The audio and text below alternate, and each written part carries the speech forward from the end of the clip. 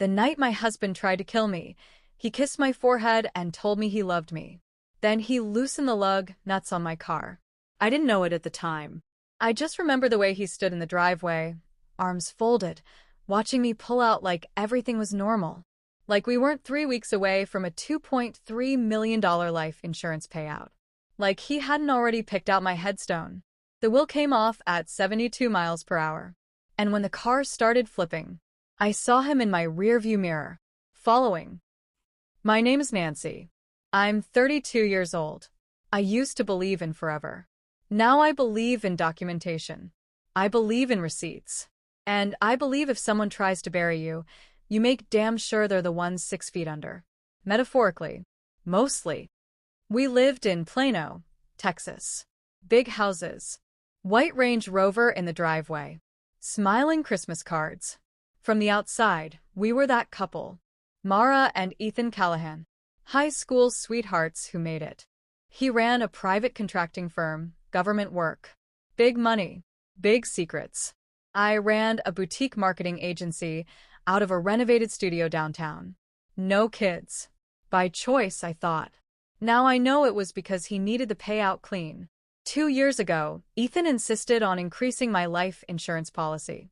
You're the breadwinner some years, he'd said, grinning. I gotta protect my investment. Investment. I signed the paperwork at the kitchen island while he made old fashions. The beneficiary? Ethan Callahan. 100%. When the wheel came off, there wasn't some dramatic slow motion. There was sound. Metal screaming. Glass exploding. My skull hitting something hard enough to make the world blink out. When I woke up, I was upside down. The seatbelt cutting into my collarbone. Blood in my mouth. Airbag smoke thick and chemical. I tried to move. Pain detonated. And then I saw headlights stop behind me. Through cracked windshield glass. Ethan's truck. He didn't rush to the car. He didn't scream my name. He just stood there. Silhouetted. Watching. I remember thinking, that's weird. That's really weird. Then darkness again. They told me later that a state trooper had been 2 miles back and saw the sparks from the undercarriage scraping pavement. They said I was lucky. They said the car lost a wheel.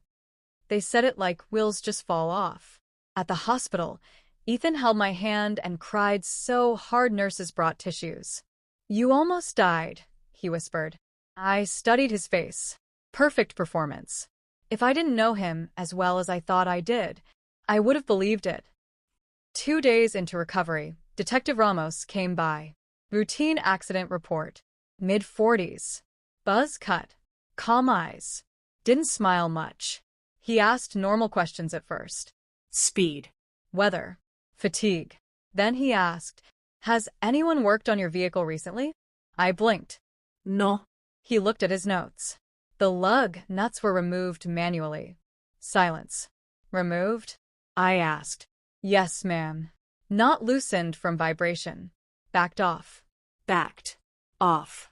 My stomach went cold. Across the room, Ethan shifted in his chair. Ramos looked at him. Sir, were you driving behind your wife? Ethan didn't hesitate. Yeah. I was a few cars back. Saw it happen. Ramos paused for a moment. You told responding officers you arrived after impact. Ethan laughed nervously. Did I? I was in shock. Something moved in the air between them. Something sharp. Here's the thing about betrayal. It doesn't always explode. Sometimes it crystallizes. Hard. Quiet. Cold. I didn't accuse him. I didn't scream. I watched. Because once suspicion enters the room, you don't spook the snake. You study it. 3 days later, while I was still on pain meds, Ethan was on the phone in the hallway. I couldn't sleep. Hospital doors are thin. Just want to confirm coverage status, he said. Pause. Right. Accidental death rider. Another pause. And payout timeline? My throat closed. I shifted in the bed so the monitor wouldn't beep. He stepped outside. But not before I heard. Yeah. It would have been fast. Would have been. When I got home a week later, I couldn't drive yet. Ethan drove. Careful. Attentive. Husband of the year. The car was gone. Totaled. I asked where it was being held. Insurance lot, he said. They're junking it. Already. Yeah. Frames toast. That was too fast. Way too fast. That night, while he slept, I logged into the insurance portal. The claim hadn't even processed yet, but the vehicle had been released for scrap. By owner authorization. Signed digitally. By Ethan. 2 days later, a padded envelope showed up. No return address. Inside. A flash drive. No note. Just my name written in Sharpie. My hands shook plugging it into my laptop. There was one video file. Timestamped the night before the crash. Security footage. From our own driveway camera. Ethan crouched by my front tire. Using a wrench. Methodical. Unhurried. He checked his phone halfway through. Then finished the job. He stood up, dusted off his hands, and looked straight at the camera. Like he knew. Like he didn't care. I threw up in the kitchen sink. That was the moment Nancy died. The woman who believed in loyalty.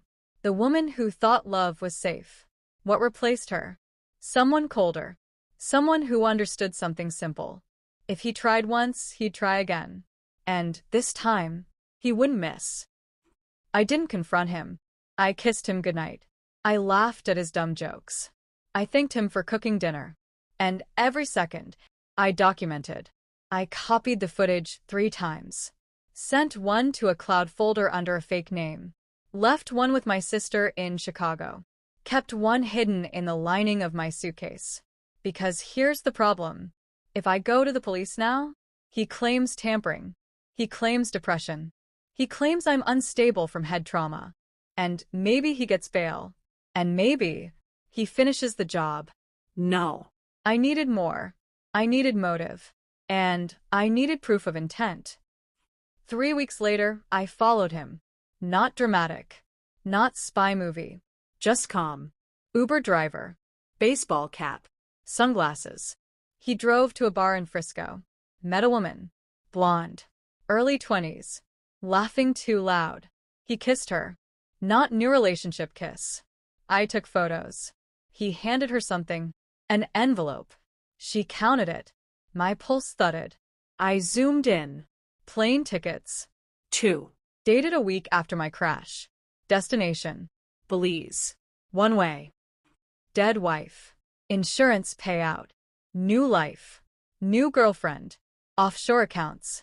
Clean start. He didn't just try to kill me. He had a sequel planned. I wasn't going to run. I wasn't going to cry.